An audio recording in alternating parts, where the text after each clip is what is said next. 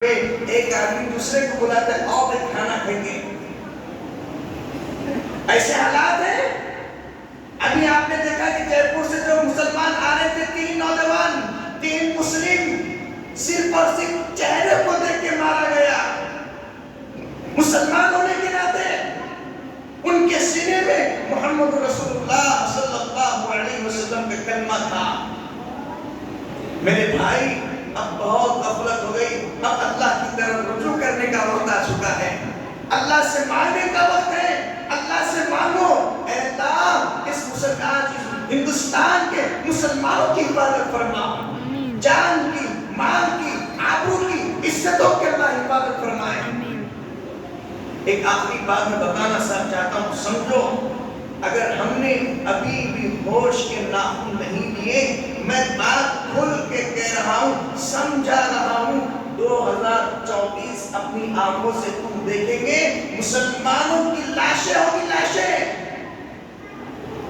یہ بات آپ سنیے اور پھر غور کریے اکیلے میں بیٹھ کے. آپ نیوز کا ایک جائزہ لیجئے، پھر اس کے بعد بولنا مولانا صحیح بولے گا کہ 2024 کے حالات ایسے ہوں گے، ایسے ہوں گے مسلمانوں کو گاجر مولی کی طرح کاٹا جائے گا.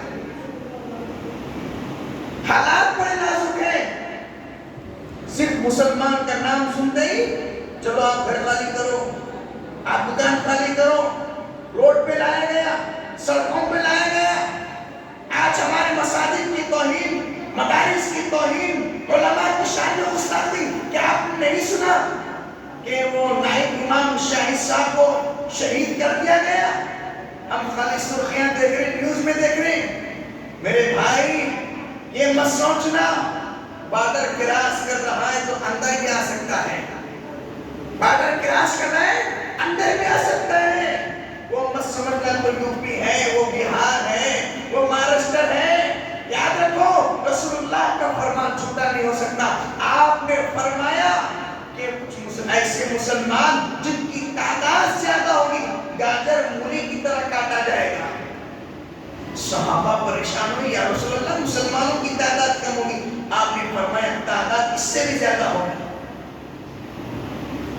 یا رسول اللہ پھر کاٹا کیوں جائے گا، مارا کیوں جائے گا؟ آپ علیہ السلام نے 2 باتیں فرمائی. اس کو آپ اپنے ذہن میں لکھ لیجیے. مجھے امید ہے اللہ کے رسول اس بات پہ عمل کریں گے انشاءاللہ. آپ نے فرمایا 2 باتیں بھول جائے گی میری امت سے. 2 باتیں، اور 2 باتیں بھولنے کی وجہ سے اللہ ان کے دلوں میں بزدلی پیدا کرے گا. 2 باتیں بھول